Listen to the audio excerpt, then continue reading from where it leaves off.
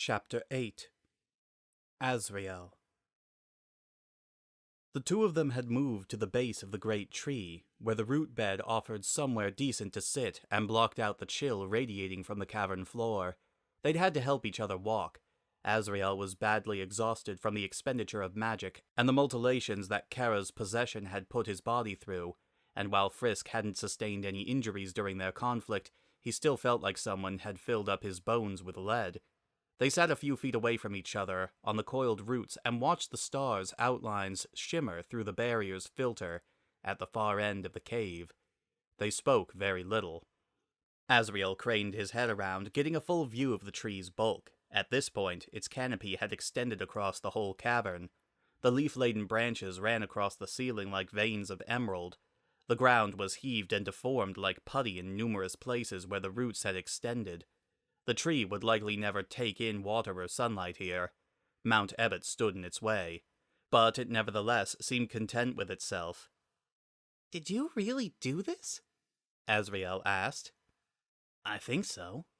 He patted a root. "It wasn't on purpose." "That's pretty cool, Frisk." "You were cooler. When we fought." "Why? What did I do?" "You turned into a grown-up version of yourself with huge horns and tattoos on your face." He traced out their shape on his own cheeks. "Then you tried to blow me up with lightning bolts and shooting stars, and when that didn't work, you ate the universe." Asriel's eyes sparkled. "That is so cool!" Then he realized what he just said and looked sheepish. "Sorry." "It's okay. I got used to it." Silence rolled out. Asriel put his fingertips to his chest. "He doesn't like us talking," he said. "Kara, I mean. He always did hate to share. Even if I took a piece of his chocolate bar or something, he'd get really mad." A pause. "Maybe I should have taken that as a sign." "Are you happy to see him again?" Asriel looked away. "Of course I am." "Then why did you help me?" Asriel took a long time to answer. The wind played its tuneless music over the mouth of the cave as Frisk waited. Then, "This is really weird, being like this. I'm in this body, but my soul's with you over there, and it's like I'm standing on two ends of a really big room at the same time. I'm talking, and I hear myself talking. When you and Kara fought, I was there with both of you, right beside these souls at once. I felt everything." He massaged his knees. "I felt you and how badly you wanted to save everyone, especially me. And I heard all the monsters' souls cheering you on, even though Kara tried to keep them quiet. And then I listened to Kara and—" He trailed off. "He was scared, wasn't he?" Frisk asked. "That's right. How did you know?" "I recognized the look on his face." Frisk corrected himself. "Your face." Asriel looked at him. "It's the way you smile." Asriel smiled in that way. "I guess you got to know me pretty well, huh?" "I tried." "But you're right. I mean, at first I was so glad to be with him again that I didn't really care what happened. But as time went on, I started to think that even if he won and did everything he wanted to do, he still wouldn't be happy." Asriel looked down. "He doesn't like me saying that either." He gently punched his chest. "But he knows I'm right." "Thanks for the help." "Yeah," Asriel said quietly. "No problem." Another period of silence. More dim lights poked through the barrier. Frisk kept his elbows propped up on his knees. His whole body felt like it wanted to fold in on itself. "Frisk, I know what happens next. Kara told me." Frisk said nothing. "I use the power of the souls to break the barrier. The monsters go free. I stay behind, and eventually I turn back, right?" "Yeah." He turned his head. Asriel was still staring at the barrier, dim light laying on his fur like gauze. "Are you still going to free everyone?" "Of course. It's only right. Not like I can do anything else with these souls anyway. I'm, not really in the mood for a fight. The laugh didn't sound very sincere. Then, even quieter, I know why you're here, too. Frisk placed his palm against his heart. You have something that belonged to me, Asriel said. It's still yours, Frisk said. if you want it. Asriel didn't answer. Frisk looked over and saw him bent down, staring at his feet. His hanging ears obscured his expression, but Frisk didn't need to see his face. You don't. Asriel whispered. I'm sorry. The wind murmured its concern. I know you tried really hard, Frisk, and I appreciate it, but I can't. He shook his head. I don't want to see them again. Not after everything I've done. You think they'll be mad? What? No. He laughed and choked on it halfway through. I think they won't be.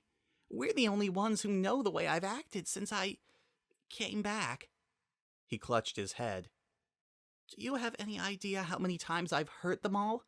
Do you have any idea how many times I've killed them all? Every single one, again and again. His voice cracked. All of those people, my parents, I couldn't see their faces again knowing what I did. I'd have to lie to them every day so they could stay happy. And I can't do that. I can't. I just can't.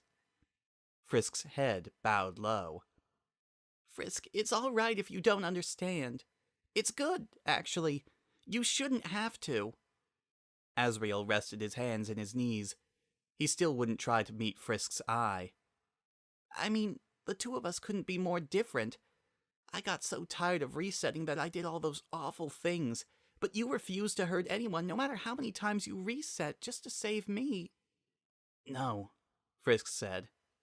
That's not true. Asriel looked up. Huh? Frisk sat limed in the pale light, his hair veiling his eyes. His arms shook from the effort of bearing up his own weight. I was being selfish, he said. Asriel tilted his head in confusion. The first time we fought, when you believed I was him. He pointed at Asriel's chest. You said you didn't want me to leave. You wanted me to let you win, just so you could reset and keep playing with me.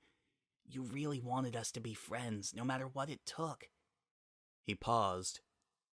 And even though it hurt, and even though I was scared, I realized that I felt the same way. Asriel blinked. He reddened under his fur. Maybe it was because you were the first person I met when I fell down. Maybe it was the story all the monsters told me on the way to Asgor's castle.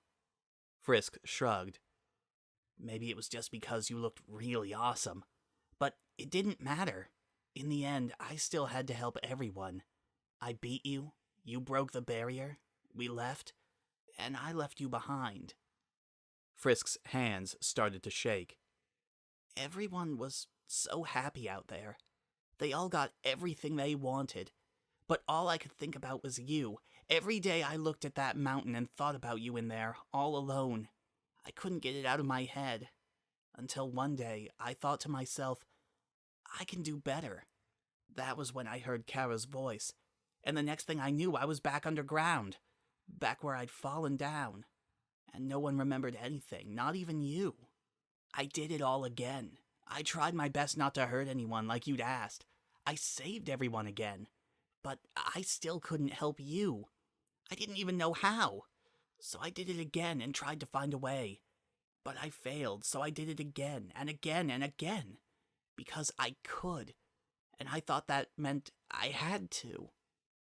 His voice trembled. I didn't want all the time I'd spent down there to be for nothing. And eventually I started to hate myself for what I was doing. He sniffed hard, rubbing his face with his sleeve. Asriel tried to reach out to him. I'm fine. It's okay. Asriel scooted a little closer to him anyway. You were doing your best, Frisk. I mean, you weren't really hurting anyone. But I was. His voice turned hoarse. Every happy ending they had, even if I did things the same every time, They always turned out a little different, and I kept erasing them, all those lives. The people who lived them. They're never coming back. He shook his head. Even after I asked Sans for help, that was all I could think about. Every time I met everyone, all I could remember were all the times I'd taken from them. Every time I met everyone, all I could remember were the things I'd taken from them. Not to save you, just because I didn't want it all to go to waste. Whenever I saw their faces, it just reminded me of how badly I'd hurt them all. He paused, then looked at Asriel. And then I learned something. That you must have felt this way too. Asriel's eyes widened. Frisk kept talking. I couldn't figure it out for the longest time. Why would you try so hard to leave and then always give up in the end? Even when I tried to find other ways to help, you'd say no. But I think I get it now, how scary it is, wondering if all the people you care about can forgive you. Asriel's shoulders shook. Frisk reached out to comfort him, then paused, put his hand back down, and looked out at the barrier. Asriel, listen. If you want to stay, then I won't stop you. It's your choice in the end, but I've met everyone down here more times than I can count. Even if I don't know them for very long, I relive that time so often that I think I can understand them. And I know they'll all accept what you've done. They won't even have to think about it. We'll both be forgiven for everything. He paused. But that's just the easy part, because they'll never really know how we acted or what we did. That stays with us, and we'll have to make it up to them. I don't know how. I'm not even sure if there is a way, but I'm going to try and find one. And if you decide to leave, we'll find it together. Asriel's voice, small and frail. I don't even know if they want to see me again. You know better. You can hear all their voices, and I heard the story they told every time I walked through the castle. I saw the regret on their faces, how badly they wish they could take it back. They all want you to come home. He clasped his shaking hands together. And so do I. More than anything. Frisk's words ran out. He huddled beneath the weight of his exhaustion. The leaves overhead rustled like an audience. Asriel sat there for a long time, his eyes shut, his palms crossed over his chest. The breeze teased his fur and tugged at his ears, but besides that, he was unmoving as marble, until finally, he opened his eyes again and spoke. I guess I'll have to find out for myself. Frisk angled his head to Asriel, his expression briefly confused. Then he realized what he'd just heard and started to beam wide, until he noticed how Asriel clutched at his side, shaking all over, his eyes wet and overbright. I'm so afraid, Frisk. Fresh tear trails ran down his cheeks. I know. It's going to be hard, not knowing how things will turn out. But everyone will be there for you. I promise. Frisk paused, then added, Is he okay? Who? Kara? Asriel smiled through his tears, put his fingertips to his chest. He's hardly scared of anything. I always liked that about him. Asriel held that pose. A number of complicated expressions passed over his face like rain clouds, from doubt to joy to surprise. Then his breathing quickened. He held back his sobs and said, You know he'll try to stop you. I don't think so. We already fought. Asriel shook his head. No, that's not what I meant. Frisk watched as he clutched his heart again, his eyes shut. His tears ran down his muzzle and dripped into his lap, but he struggled to keep smiling. He said, Goodbye. What? Frisk struggled to lean closer. The least movement had become an ordeal. Asriel, what did you... He wasn't talking to you. Asriel's face, but someone else's words. His head had turned to face Frisk's with reptile quickness. Even though his grin was gone, Frisk could still recognize Kara straight off. That flat, direct tone, that veneer of contempt over his face. The ember of his soul flickered over Asriel's heart. He dabbed at his eyes and looked at the moisture clinging to Asriel's claws with disgust. Unbelievable. I leave him for 15 minutes and he turns the waterworks back on. After all this time, you'd think he'd have learned to stop crying so much. We were crying too. Shut up! Kara wiped his hands on his pant leg, regarding Frisk out of the corner of his eye. So, you convinced him? I just told him how I felt. Frisk looked down and twiddled his thumbs. I know you wanted him to stay, but... It doesn't matter anymore. He made his choice. And there's no point arguing with him once he makes up his mind. He's a lot more stubborn than he looks. He sighed and added, I guess we both figured that out the hard way. Frisk didn't reply. He wants me to apologize, and I'm not going to. You'd have done the same thing if you were me. Maybe, but I'm not. Frisk's head perked up. He had remembered something.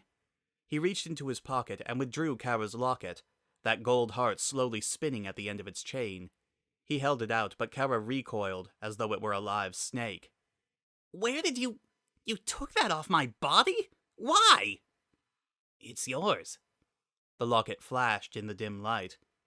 When you left the throne room, you made it sound like we'd meet again later, so I thought you might want... I don't, Kara snapped. Put that stupid thing away. Frisk frowned and reluctantly pocketed it again. Kara seemed to withdraw into himself. He gazed at the barrier in the distance.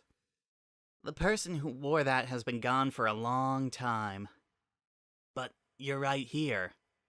No, I'm not. I'm passing through. That's all this is.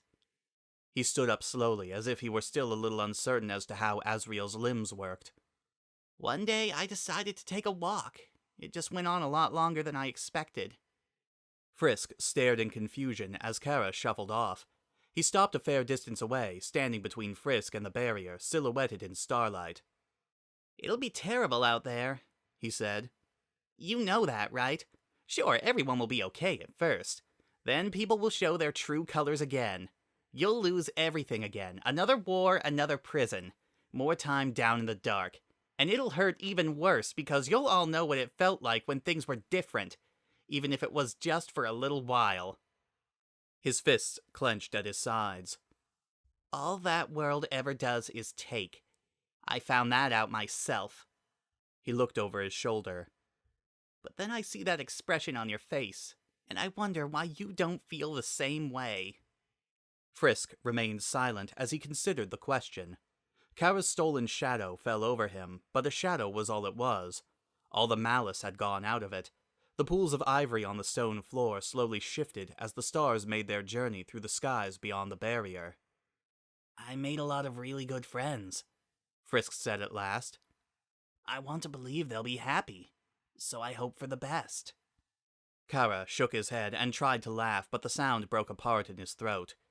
He said, You two really are perfect for each other. He turned and faced Frisk head-on, back slightly hunched, arms limp at his sides.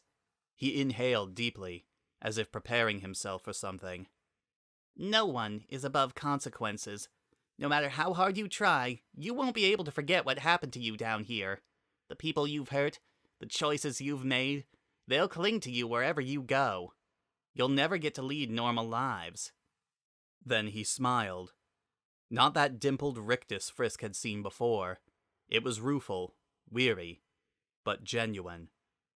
I guess you'll need to be satisfied with what you have, he said.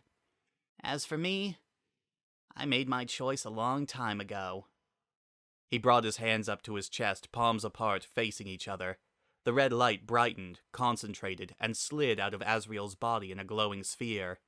It no longer displayed that frenzied, insectile movement Frisk had seen in the throne room, but beat softly between Kara's hands, a single point of color amidst the chiaroscuro of the cavern. Kara's smile widened, turned triumphant. And that was when Frisk looked up and saw the single knife hanging overhead. The silver fang of its blade pointed down. This is one ending you don't get to change. Frisk stood up and ran to him, far too late. He didn't make it 3 steps before the knife fell. It was a single clear note that rang in the frosty air. It sliced Kara's soul in half. The 2 halves remained held between his palms. They did not refuse. Goodbye, Asriel. The divided light splintered. Thank you for being my friend, despite everything. The soul shattered into shards of red. Asriel fell to his knees. Frisk tried to keep running, stumbled, and skidded across the ground with his palms held out. The light passed right through him. The soul was beyond repair. But as it faded, he felt something nonetheless. A lingering sentiment. Maybe gratitude, maybe relief. Asriel's eyes refocused. He looked down at Frisk's curled and clutching hands. Like I said, he always hated to share. Frisk looked up, his skin clammy with horror. I didn't mean for him to... Asriel shook his head, offered Frisk his hand. After a moment, Frisk took it. They helped each other back to their feet. I was so sure he'd be angry with me. Asriel's grip tightened. When I made my choice, I mean. But do you know what he said? He said I was going to do a great job, no matter what I did. He clutched Frisk's arm like a lifetime. He never told me anything like that before. Do you think he meant it? Frisk remembered all the timelines he'd undone. Kara always in his shadow over his shoulder. Kara listening to Asriel's every goodbye. With his free hand, he offered Asriel the locket. I know he did, Frisk said. Asriel sniffled, released him, held out his palm. Frisk dropped the necklace into it and watched as Asriel slipped it around his neck. The scarred gold heart rested against his own. He didn't talk to me at all when we came back from the surface, you know. But I could feel how mad he was. I didn't even know if we were still friends. His lip quivered. I think that's why I spend all that time calling to him. I never actually thought he'd answer. But even if he didn't want to play with me anymore, I really wanted a chance to say goodbye. That I was sorry. He clutched the locket through his shirt. I guess he wanted that too, even if he had trouble admitting it. Frisk, he was so tired. So are we. And indeed, Frisk looked ready to fall over. But we'll keep going, you and me. All Kara wanted was rest. He just couldn't figure out what was keeping him here.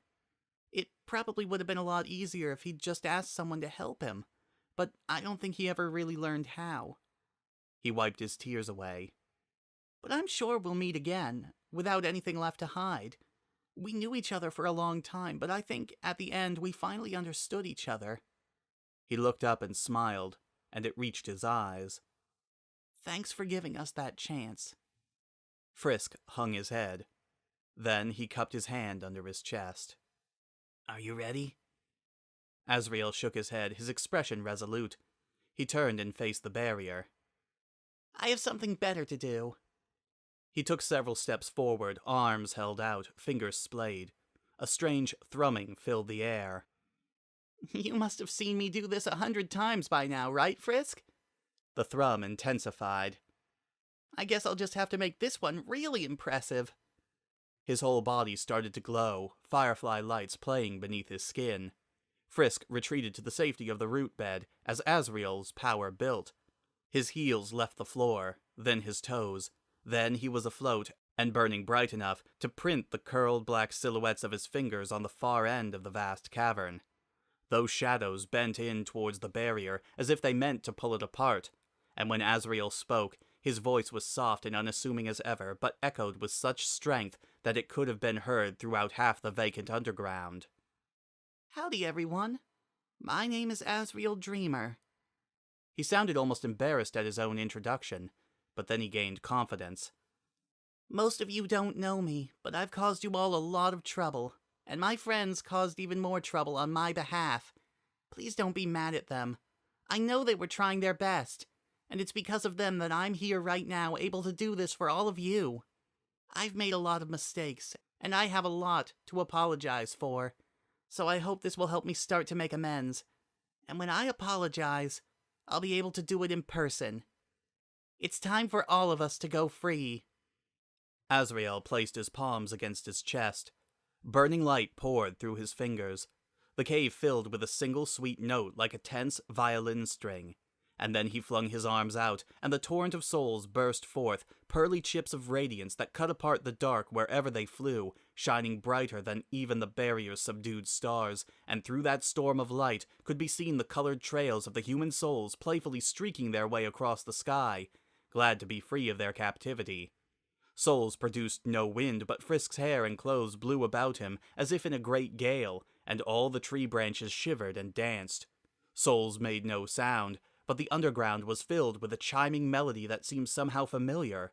All those lights singing to each other, amplifying one another's voices, until even the barrier shrank back and quavered from their chorus. Frisk felt warmth pulsating deep within his breastbone and looked down to see more light pouring from his heart. He held out his hand and Asriel's soul emerged. It remained obediently between his palms, but shook like an iron filing near a lodestone, and as the song played, its eagerness became more and more intense. The howling wind and shivering branches added instrumentation. Frisk had to fight to keep Asriel's unleashed power from blowing him away. Asriel's locket emerged from his shirt collar and floated in front of his face, the pendant straining against his neck. He held out one hand that flamed with color. He allowed himself a brief, cocky grin as the souls ceased their commotion and stayed in place, making it seem as though the air was filled with diamond dust. He snapped his fingers. The sound cut apart the song. It cut loose the souls, and as they all burst apart and returned to where they had come, and the human souls flew out and away like comets, and as Asriel's own soul finally wriggled free of Frisk's grip and lanced into his back, that sound cracked the barrier like window glass, and the opaque wall shattered with enough force to send both Frisk and Asriel flying. Every branch blew back. Frisk tripped over the tree roots, and Asriel fell earthward and slammed into Frisk's outstretched arms, and the murky light of the barrier collapsed in prisms, falling down, fading out, already gone.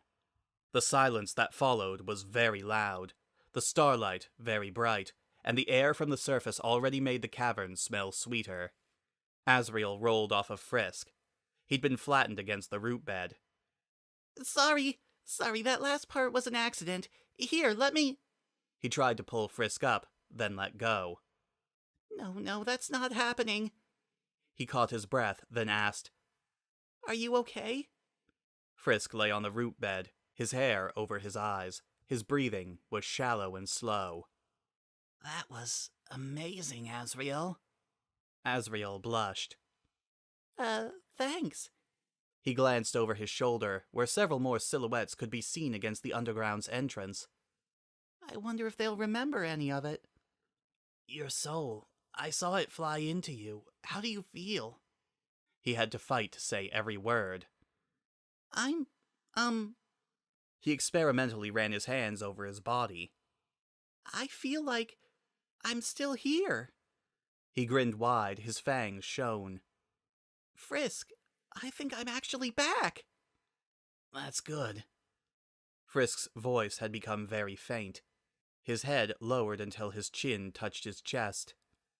Then I'm done.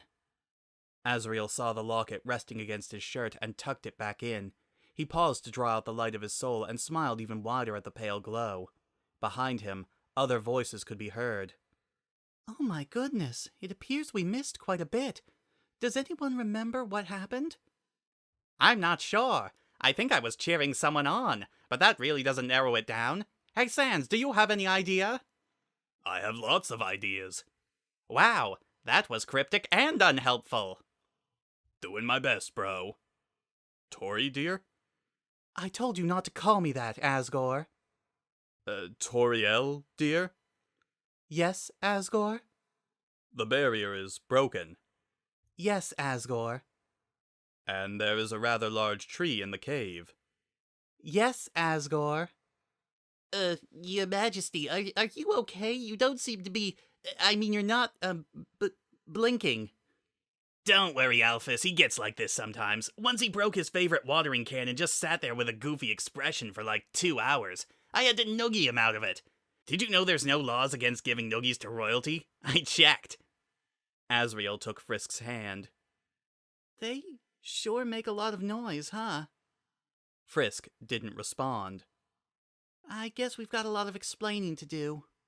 He stood up. Let's go. Frisk didn't move. Asriel looked back, his smile gone. Frisk? He remained where he was, amidst the tangled roots. The breeze shifted the locks of his unkempt hair to and fro. Besides that, he lay very still. Asriel let go of his hand. It fell limp at his side. Frisk, this isn't funny. He looked over his shoulder. They're gonna be here any second. The only answer came from the rustling leaves high overhead. Asriel's breath started to seize and spasm. He knelt beside Frisk, shook him gently by the shoulder. You've got a really sick sense of humor, you know that? He tried to smile again, and his eyes began to sting. You said we'd do this together, you promised. You wouldn't break a promise, right? He shook harder. Wake up! Frisk's head lolled to the side, and now the sobs started again, huge gulps of air that shook Asriel's small body down to the bone. He hammered Frisk on the chest with everything he had. Frisk didn't react. Teardrops spotted the dirty cloth of his shirt. No, not like this. Frisk, I'm not worth this. I didn't want anyone else to get hurt because of me. Don't leave me alone again. He clutched Frisk's shirt and bent, weeping against his thin chest.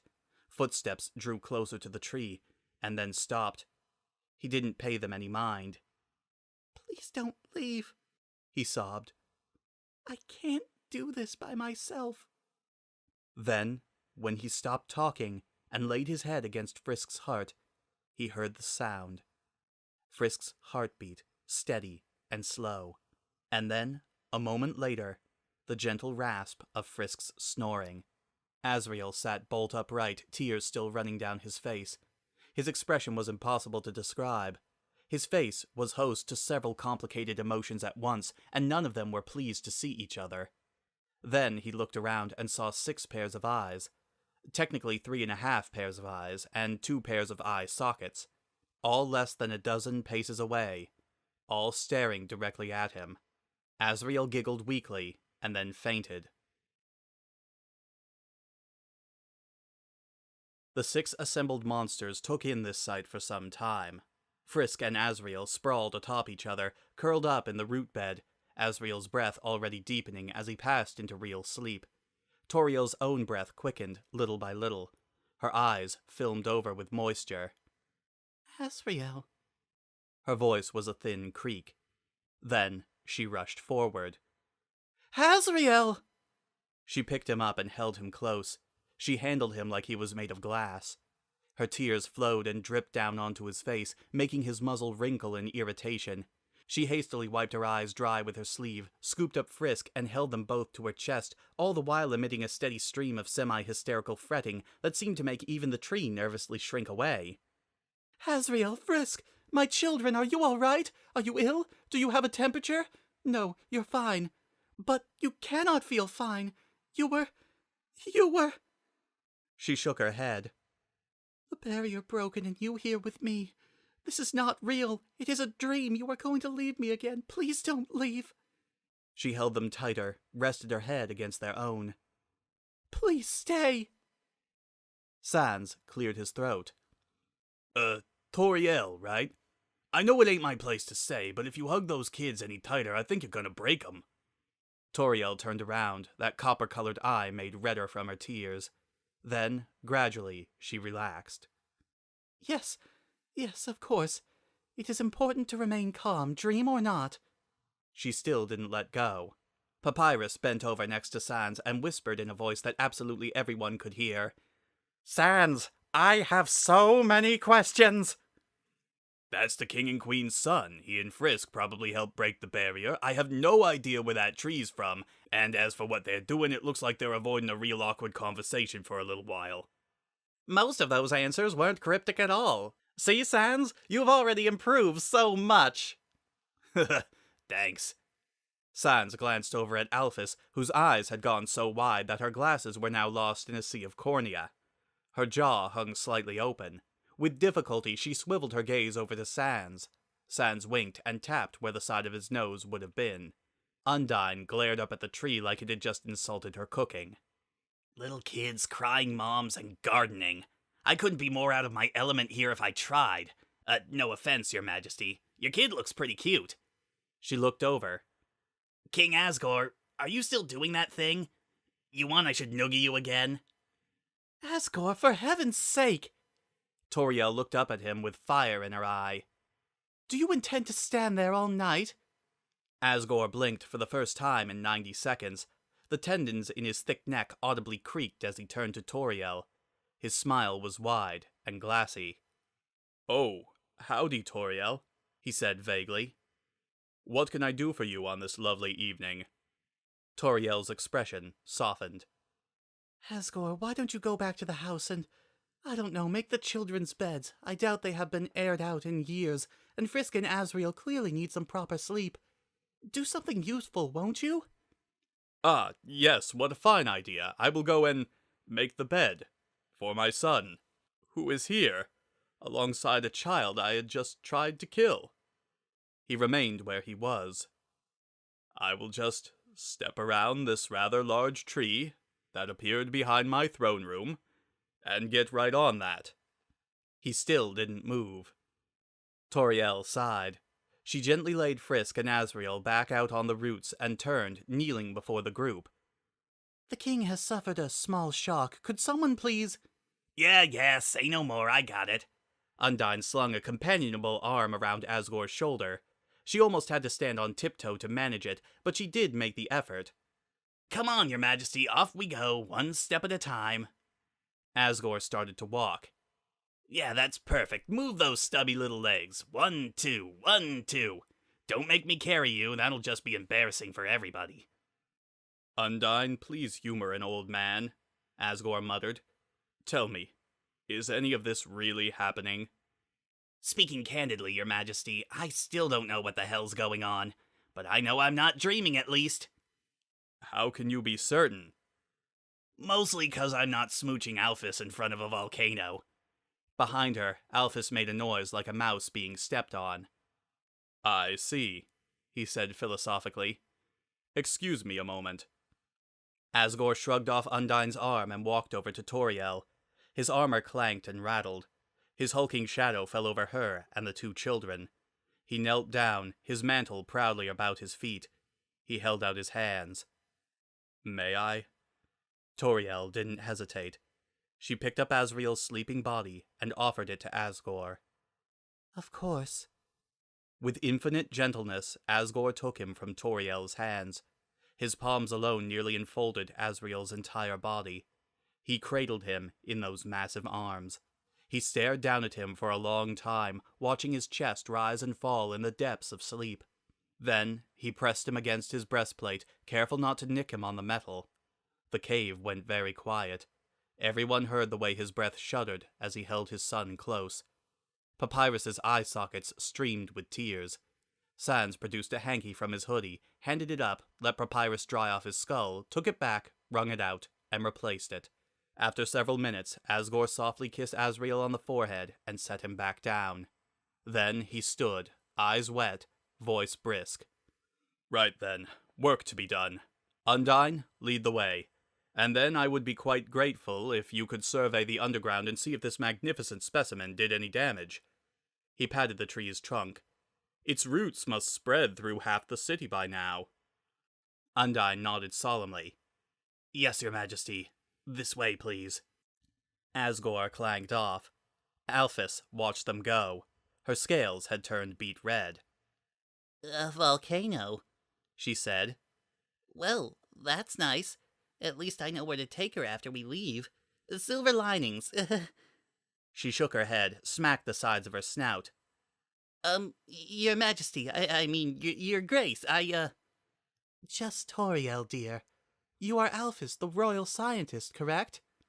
Right, yes, that's the job that I do, all right. Her glasses had steamed over. Her mouth was locked in a helpless grin. I think I should, get back to the lab and get online. To spread the word, I mean, about the barrier breaking. That seems like a good thing to do right now. She glanced at Sans again. And, if you need to give your son a checkup or something, I can help with that too. Resurrection really takes it out of you. That was a joke.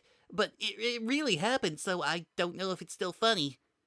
She took a very deep breath and said, I should go. She shuffled off, looking as though she'd fall over with every step. Sans said, I'll give you a call later, Alphys. We'll catch up a little. Thanks, Sans, she said without turning around. Off I go to do my job, and then I should lie down for a little while. Papyrus raised an arm. What about me? I'm always brimming with helpfulness. Yeah, Pap, I've actually got an idea. Sans looked up at him. How about you give Alphys a hand? Help her get the news out. Go around and let everyone know that the barrier's been busted, but Asgore would really appreciate it if they could wait till he said it was safe to go. I think the king and queen would prefer that these kids got some rest.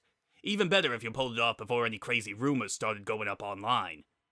You mean I get to help the king, Frisk, and you at the same time? Say no more! He saluted hard enough for his popping elbow joint to echo.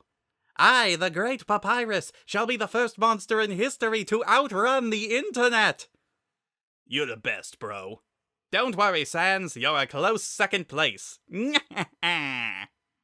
Papyrus took off fast enough to create a small sonic boom. He cleared the entire root bed in a single leap and sped out of the cavern. When his footsteps and laugh had finally faded away, it was just Sans, Toriel, and the children standing alone in the starlight. That should buy us all the time we need, Sans said. We all might have been waiting for generations to leave the underground, but no one wants to disappoint Papyrus. He sauntered up to Toriel and looked down at the sleeping Frisk. You want some help carrying these two home? They're sort of a handful for just one person. Yes, Sans, I would like that. Toriel took Sans by the hand. His pupils briefly flared up. Be honest with me. Are you responsible for this? He coughed nervously. Me? Nah, it was all Frisk. I just tagged along for a little bit. Is that so? She still wouldn't let him go. This is a miracle. You could call it that, sure. But I know for a fact it took a lot of hard work. It's probably why they're so tuckered out right now. He prodded Frisk with the toe of his slipper. Especially this little guy. Poor kid's allergic to a decent night's rest. Without another word, Toriel released his hand and picked up Asriel. Sans swiped the perspiration off his skull and did the same for Frisk. Man, he hardly weighs anything. He rested Frisk against his shoulder. Frisk nuzzled his cheek deeper into Sans's hoodie. Hey, Toriel, I mean. Yes, Sans? I was just thinking, since we're kind of spinning our wheels till these two wake up and Papyrus is busy and all, if you maybe wanted to, I don't know, kill some time over coffee or something. I would. She smiled. Thank you. Cool. And Sans? Yeah? You were not being honest. Toriel was still smiling, but the warm red glare augured through him. Sans didn't stand a chance. She could wield matronly disapproval like a scalpel. I have not forgotten the promise you made through that door, and I know full well that neither of these children would be here if not for you. She cradled Asriel's head in her palm. Perhaps it is not my place to say, but I think you should take some responsibility for the things you have done. She set off for the exit, leaving the catatonic Sans behind. In any case, she added, you deserve pie. Yeah. Pie sounds good. He hiked up Frisk a little higher on his shoulder and followed after her. But let's put these kids to bed first. His voice filtered down into Frisk's dreamless sleep. They've had a bad time. Frisk opened his eyes. This caused no discernible change in his expression. He had a vague impression of cool sheets and clean linen before realizing he was in a proper bed. It had been a while since he'd slept in one of those. His limbs still felt heavy. He settled for turning his head instead and taking in the room. That soft gold glow, the dresser against the wall, the framed crayon sketch of a yellow flower, the stuffed toys in the far corner with the blank button eyes and their felted fur now clean of dust. Asriel's bedroom. He was in Kara's old bed. The air around it was no longer oddly cold. Asriel himself was curled up in the other bed, facing the wall. Frisk tried to sit up and managed it on the third attempt. When the sheets slid off him, he found that he was wearing blue and purple striped pajamas. He held up one hand and flexed his fingers. His movements were still sludgy with exhaustion, but that leaden feeling in his bones had left. He stretched and yawned. He remembered how good that felt. Oh, you're finally up. Frisk gagged in mid-yawn. Asriel sat up, those round eyes full of worry. Oh no, did I startle you? Sorry, I wasn't actually asleep. Just needed some privacy. He nervously tugged one of those floppy ears. It's been kind of crazy around here lately. It's okay. Good morning. He lowered his arms, thought for a moment, and added, Is it morning? Dinner time, actually. 2 days later. Frisk's eyebrows went up.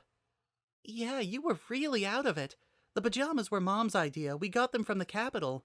We had some of Kara's old ones that would fit you, but I thought that'd be, weird. He gazed at the door. She's cooking now, I think. Asked her to lay off the snails for your sake.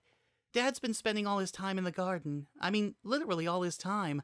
I'm pretty sure he's been sleeping out there. It's still kind of awkward between them. He hunched over, crossed his ankles. Guess you can't fix everything, huh? Frisk didn't answer. Asriel swung his legs back and forth for a little bit, then looked up at Frisk with mild resentment. You nearly scared me to death, which would have been kind of a waste after all that work. Sorry, I didn't mean to. He realized something. His expression became worried. Wait, does this mean you had to... Explain everything? A little bit, yeah. The laugh was uncomfortably jagged. I mean, Mom and Dad didn't make me or anything, but you could definitely tell it was on their minds, so might as well give it over with, right? How much did you tell them? Some of it. He paused and shrugged. Most of it. I mean, at first I wanted you to be around for it. That'd have definitely made it easier, but once I started talking it got real hard to stop, and then I saw the looks on their faces and got kind of excited, so then that got them excited, and... His words were rushed out alarmingly fast. I mean, they did exactly what you said they would. No hard feelings, all's forgiving, lots of hugs. They kept saying they're there and everything's gonna be all... Asriel seized one of his pillows and buried his face in it before the sobbing started. His whole body shook so hard he nearly fell off the bed. Frisk saw that the pillowcase was already quite soggy on both sides. Oh no, not this again, he wept. It's every 15 minutes. I'm gonna get dehydrated at this rate. He tried to laugh and just sobbed harder. This is one thing I didn't miss. It's pathetic. Kara was right when he kept calling me a crybaby. His words dissolved. He bent the pillow around his muzzle and pulled his knees up to his chin to swallow as much of the sound as possible. No one knocked at the door. Asriel had evidently been trying hard to keep anyone from hearing this. With difficulty, Frisk swung his legs over the edge of the bed and sat up. The seat of his pajama pants felt uncomfortably stiff, but he paid it no mind. He walked the length of the room and sat down next to Asriel. Asriel kept bawling. He couldn't bring himself to meet Frisk's eye. Frisk said, I cried a lot too. Oh, come on. Asriel's breath hitched. You're just saying that to make me feel better. It's true. He clasped his hands together. Before I first fell, I'd cry until my eyes burned and it hurt to breathe, until I started to feel sick. It got so bad I couldn't walk around anymore. I was always too tired to move. Asriel sniffed and pulled the pillow away. His eyes were rimmed with red. How'd you get better? He asked. Eventually I just stopped. Maybe I didn't see the point anymore. No point in crying, no point in talking. Because nobody ever came to help me. His tone was quiet, casual. But it didn't change anything. Even when the crying stopped, it still hurt, just differently. And when people finally started calling me, I didn't know how to answer anymore. He tilted his head towards Asriel, placed his hand flat on the bed. I think it's okay to cry, Asriel. It's a lot better than forgetting how. Asriel sniffed, rubbed his eyes with his sleeve. He let the pillow fall. It made an audible squelch on contact with the carpet. He covered Frisk's hand with his own. Frisk, He said. what are we going to do? You said we had to make it up to everyone, but I don't even know where to start. Frisk didn't reply. Instead, he fidgeted, his face scrunching up. Asriel looked confused. What's wrong? Something keeps poking me. He fished around in the back pocket of his pants. Paper crinkled. He pulled out an envelope like a magician's trick. Asriel's look of confusion intensified. Those clothes are brand new. How the heck did that get in there? I don't know. He turned the letter over. Never mind, yes I do. He held it out to Asriel. On the front of the envelope, in thick, loopy print, was written the word, Heya. Asriel did not look amused. I never figured out how he does that. Neither did I. He opened the envelope. Oh, wow. There was a sheet of paper inside covered with writing. Sans's scribble was so small and dense that it was hard to make out the spaces between words. Frisk had to squint even harder to read it. Asriel leaned in curiously. What's it say? It'll take me a while to read all of it. Just look over my shoulder. Okay. Frisk heard the springs creak, then felt the heat of Asriel's body against his own. He'd moved in so close that he was practically using Frisk's shoulder as a chin rest. You're a little close. Yeah, but you said it's hard to read it. Okay, just hold still. They peered down at Sans's letter. It read, Hey, Frisk. Looks like you pulled it off. Got a little weird toward the end there, but like I said before, weird is good, right? I gave a quick explanation to Alphys, so she'd calm down a little after seeing the prince alive and well, but I'll leave the rest of it to you and Asriel. Is Asriel there? Tell him I said hi. Sans says hi, Frisk said. Asriel waved at the letter. Hi, Sans. No hard feelings. Anyway, if I know you half as well as I think I do, then I bet you're feeling kinda weird yourself, huh? I mean, you won. Looks like you got everyone what they wanted. But even I'm still not totally sure we did the right thing. We toyed with a lot of people's futures to get to this point, Frisk. Erased a lot of happy endings that could have been. You must be feeling awfully torn up about that. And if you feel bad, I can only guess what Asriel's going through. If you're reading this little message when I think you are, then the two of you must be wondering how you can go on like this. How you can possibly make it up to everyone. So hey, let me give you one last piece of advice. Don't worry about it. Frisk blinked. He glanced to his side. Asriel was still reading intently. He looked back down at the letter. Do you remember what I said at your first judgment? I mean, I don't, but I've got the script line around here somewhere. The more you distance yourself, the less you hurt, and the easier you can bring yourself to hurt others.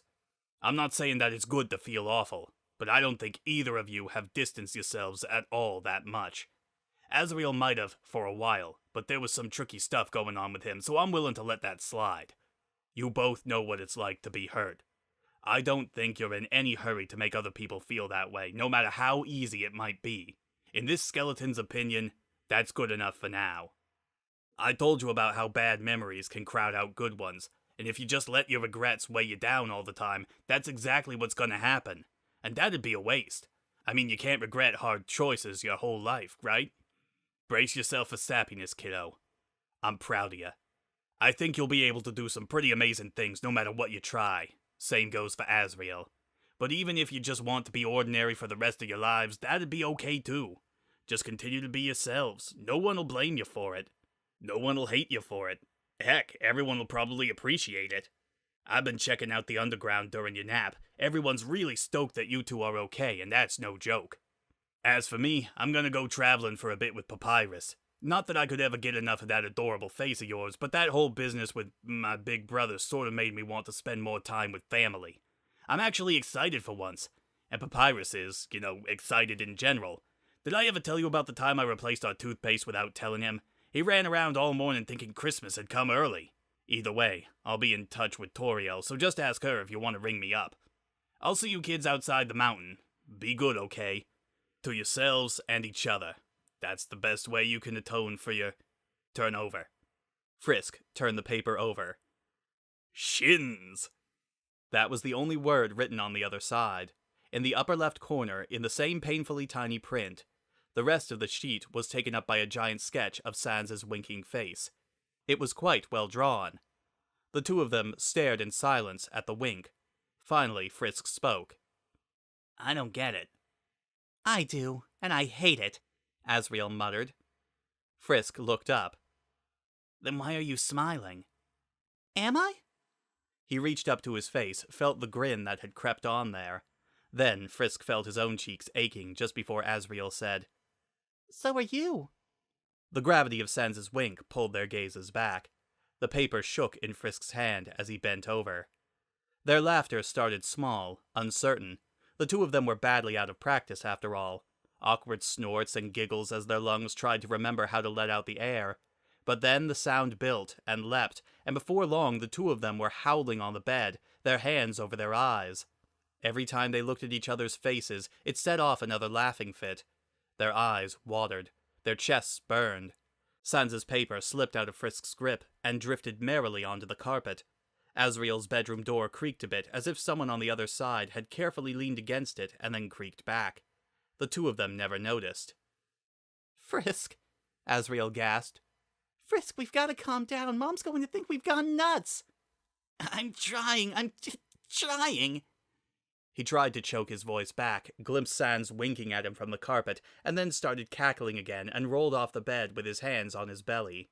By the time their voices finally gave out, Asriel was spread eagle on top of his comforter, and Frisk sat on the ground with the letter clutched to his chest. Their breaths were deep, hesitant. Okay, Asriel said. I actually do feel kind of better now. Sans does that to people. Ow, my face! Frisk climbed back onto the bed, took out the envelope, replaced the letter. I think I'll hold on to this. Asriel's smile dimmed a little. Oh, that reminds me. He got down on the floor and reached under the bed. Frisk watched as he disappeared up to the ankles, the mattress bucking as he searched.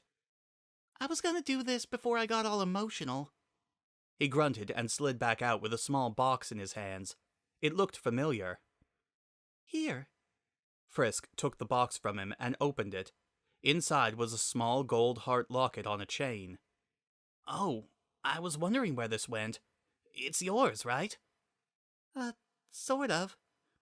Frisk looked up at Asriel's face. Asriel started to turn red. He looked back at the box. Then he felt heat rising in his own cheeks. Asriel, I mean, you brought back Kara's, and it'd be kind of silly for me to wear two of them, right? He scritched at the carpet with his toe. I sort of thought, it'd only be fair if... He cleared his throat and said quietly, It's yours, if you want it. Frisk took out the locket, felt how the chain snaked through his fingers. The gold heart lay cool in his palm. This really helped me out the first time, he said. It made me feel safe. He put the necklace on, slipping the locket into his shirt. Thank you. Yeah. He kept staring at the floor. Don't mention it. Frisk got up off the bed and headed for the door. I guess we'd better go. You ready? There was one other thing. He looked back and saw Asriel in the same sheepish position, steadily gouging a hole in the floor with his toe. His body was luminous with embarrassment. I was watching you a lot, he said. You know, as Flowey. I saw you hug it out with pretty much everyone you met. Of course, at the time I thought it was really pathetic, but, that was then and this is now, and... He started to fidget with the front of his shirt. You kinda did it once already, but that was with Kara, so I didn't... I wouldn't mind if you... Just get over here, Asriel. Asriel held that pose for a second, then turned and cannonballed into Frisk hard enough to nearly send him flying into the door. He still wasn't very strong, but he clutched at Frisk so tight that his ribs groaned in protest. It was like being squeezed by a bony teddy bear. His claws dug into Frisk's spine. Frisk put one palm on the small of Asriel's back, another atop of his head, pressing him in closer. They buried their faces in each other's shoulders. They felt their smiles on each other's skin. They stood like that in the middle of the room. Asriel's stuffed animals watched silently. Asriel's grip relaxed a little. I don't want to let go. We've got time, Frisk said. And then, I'm going to do a lot of this today, aren't I? Oh, you have no idea. Watch out for Dad, he doesn't know his own strength. Finally, he released Frisk and stepped away. Maybe I can convince him to eat with us for a change. Frisk nodded and turned, opening the door. The hall outside was empty, but they both smelled pie crust at once. Toriel was nothing if not consistent. Frisk said, After you. The two of them stepped out of the bedroom, down the hall, past the living room where Toriel's old reading chair had finally seen some use. The scent enveloped them. Pie crust, butterscotch, and cinnamon, the sweet lemons from the flowers nodding in their various jars, and underneath it all, a garlicky whiff of snails. Maybe not what people would normally think about when they thought of home, but enough for Frisk to be satisfied. He watched Asriel step into the kitchen, where Toriel's cookery clattered.